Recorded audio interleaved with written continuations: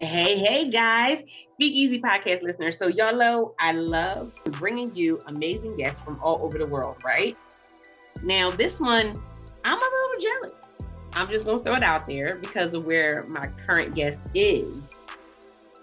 And I feel like it's making me kind of question, do I really want to stay where I am, or do I want to go ahead and kind of travel to some more beautiful places in the world to be able to do business? Because as an entrepreneur, that's definitely an option.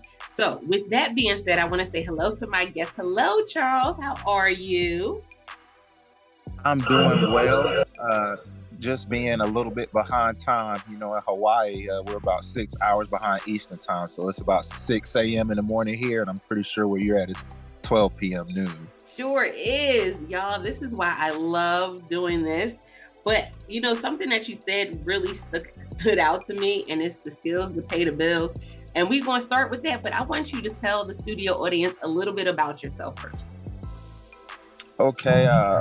Born and raised in North Carolina. I grew up on a farm. My dad had a plumbing business and he made me work it. When you're young, you want to be playing. My dad made sure that I learned plumbing. And here's the ironic thing. I came to this conclusion during the pandemic. I have 2 college degrees. I paid back my loans, cut my college costs by 40%, and I'm now debt free. But guess what, guys? What I have found out, and I've come to the conclusion, I'm more successful with a set of skills that I learned for free. And what am I talking about? The trade industry. If that could sum up my life, I went through the American education system. They pushed college, college, college. But the real knowledge for me came from learning the trade industry. And I've stayed employed. I was deemed essential. And I've really come to that conclusion. And what I like doing is just telling the next generation, college is not for everybody. I'm not knocking it because, hey, I got 2 degrees. But if you want to have a good career and travel around the world, even help your family out, trades is the way to go. Oh, my goodness. So I love that, being able to go ahead and help the family. And again, one of the things you said before we started was the skills to pay the bills, because man, I know so many people throughout the pandemic that they started really looking at their jobs like, what am I really doing here? What is the Exactly. purpose? And then we went into this whole like time frame of people not wanting to apply for jobs, not wanting to go back to their jobs. And so it definitely made people shift their mindset. Now, I will ask this question though, because let's be honest, Okay. when you were a kid and you had to do it, was there any part of it that you liked, or were you just like, oh, not again?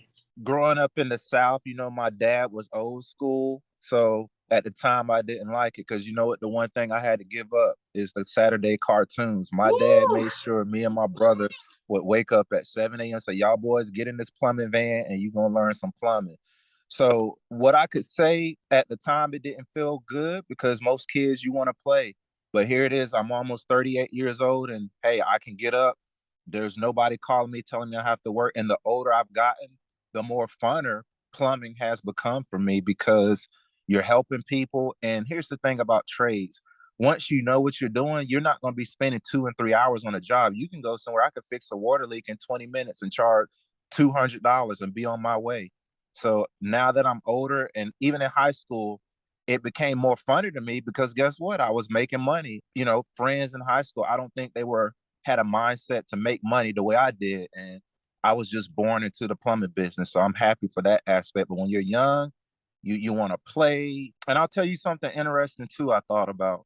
With the technology we have now, there wasn't no iPod and no iPad. If I could have had that stuff while I was working in the middle of nowhere on a new house, I think I would have enjoyed it more. So for today's generation, if you want to jam to your hip hop music or whatever, you can do that and still work in the trades. But when I came along, hey, the thing I remember was an old cassette player, and we didn't really get to use that because on a job site you have temporary power, and all the workers got their power tools plugged up. Now we have cordless power tools. So for a young person, you still can be there and do something you enjoy, whether it's listening to music, watching a movie while you work. So there's no excuse for a young. But in my time, I would be in the middle of nowhere with nothing to do except work. So I'm laughing because I'm giggling because it's like he said my time. He said he's 38. Y'all, so y'all can't see the visual of this. He don't look 38. So I'm gonna let y'all know. I don't know if it's that Hawaii air that he's, or the sun over there or what. But he sure enough does not look like he's 38 for sure. He definitely looks like he is enjoying the life that he is living. That part. Yeah.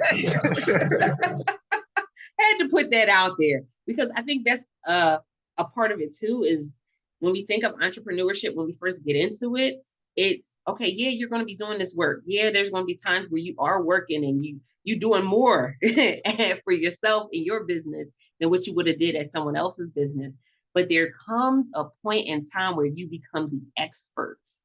Exactly. And you charge the expert money because you people pay you for your knowledge. They don't care why it's not working. They want you to come fix it. And it's just amazing to me once you if you here's the thing too. And again, I don't want to knock college because I have degrees, but you spend 4 years, learning about the classroom. But in the trade, if you spend 4 years, you only gonna get better. So my thing is, if a person go to college, they can walk away with a lifetime worth of debt and bills.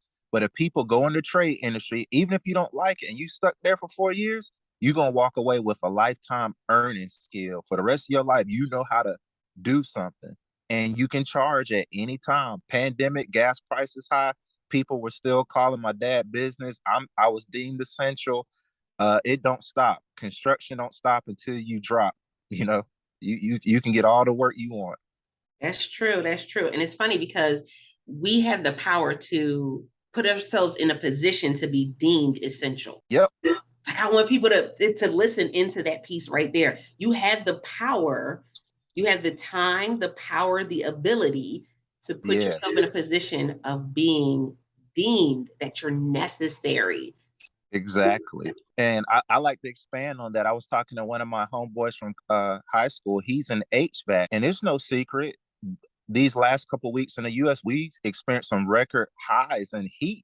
And what he's telling me, your average unit, your cooling unit for your house, it wasn't engineered to handle 110 degrees consistently like this. So he's saying that unfortunately for the consumer, people might be calling for more repairs as these units break down because they weren't engineered to withstand 110 degrees consistently.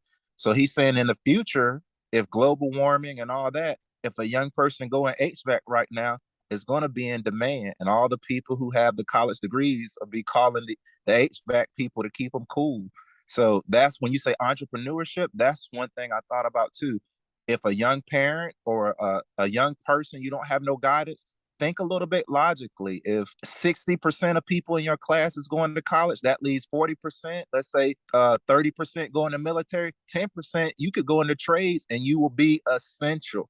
You are needed. Don't let anybody look down on you. The trade industry is a place, it's a secret jewel. That's what I'll say.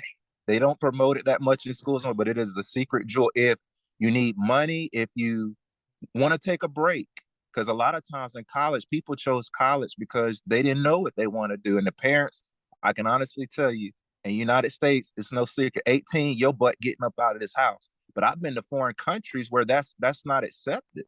Yeah. There's other countries where people can live with their parents forever. So culturally speaking, in the United States, it is pressure. And I think that's why a lot of kids do join college because it buys you some time before you got to get in the real world. So I would recommend anybody, if you don't know what you want, try to trade. You're not going to lose anything. You're only going to gain that lifetime skill that can pay bills. And then if you want to go back to college, you'll have a way, a means of making money to maybe pay as you go. And we know it's no secret. 80-year-olds are graduating with college degrees. So we don't have to necessarily do it right at 18. Live your life, go for it. Oh my goodness, that was so powerful. And I think it's the maturity. Yep. Because yeah, there are, and even when we look at the other cultures, that is something that is not really talked about because there are so many other cultures and other places around the world where no, they don't kick their kids out at 18. No, it's not. You have to go to college. You have to do no, it's a different conversation. But I think for us, a lot of us, so many of us have not had those opportunities to have a different conversation that we're like just rehearsing it and, going ahead and doing the same things to our kids that our parents did to us. And so Yeah. it's always different, because I remember having a conversation with my kids and going, no, if college ain't it, then that's okay. But we need to figure something out, what you want to Something do, out. what you want to try, so that way you're not sitting home just, doing nothing. But the conversation definitely has to change, especially because a lot of the colleges and schools are not keeping up with the technology. No, especially, where I've been to South Korea, and if I could just, the capital of that country is called Seoul. If anybody's listening to this, just Google Seoul, and you'll be surprised to see the infrastructure that they have built in that country compared.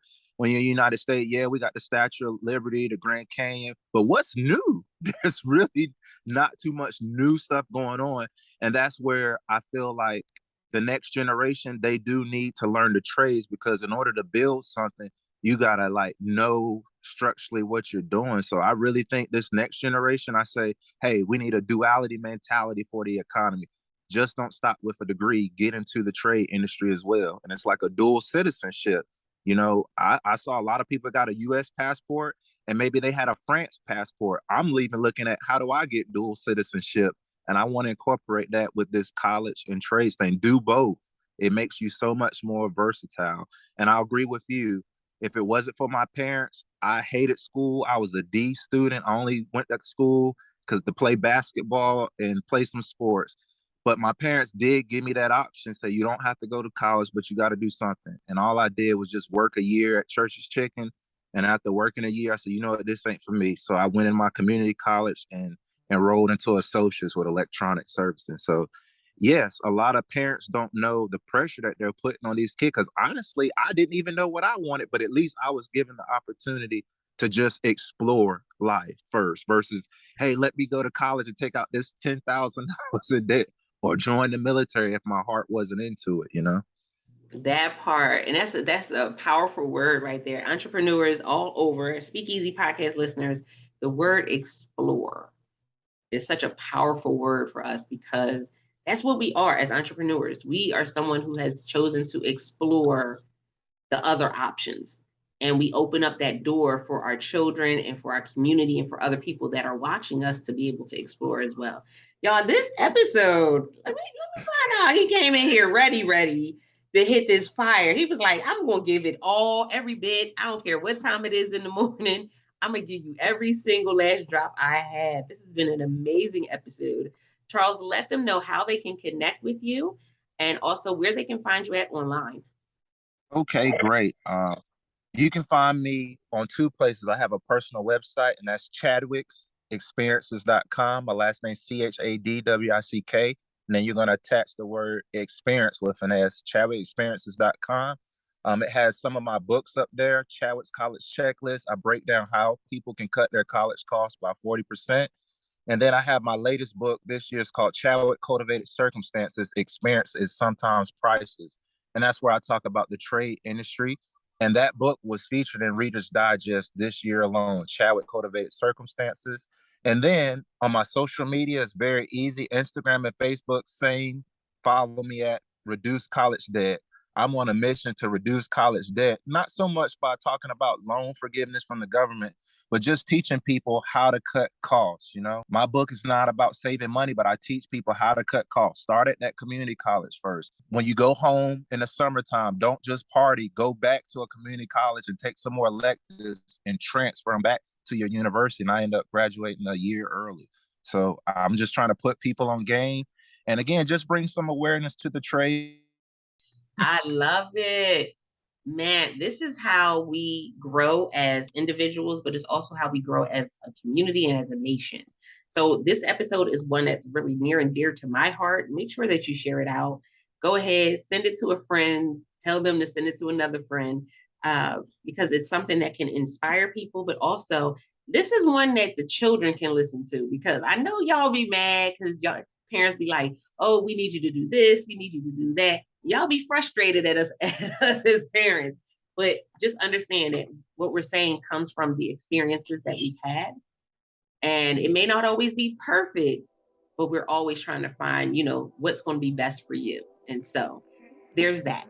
With that being said, y'all, I am your host, Altamise Pelzer. Woo, I love this episode. I'm gonna go back and re-listen to it myself. Okay. And we still live? We still live? Sure are. Okay. I got one more quick point to put in. For all the women, I'm not sexist. We going in 2023. I just want to give a little statistic.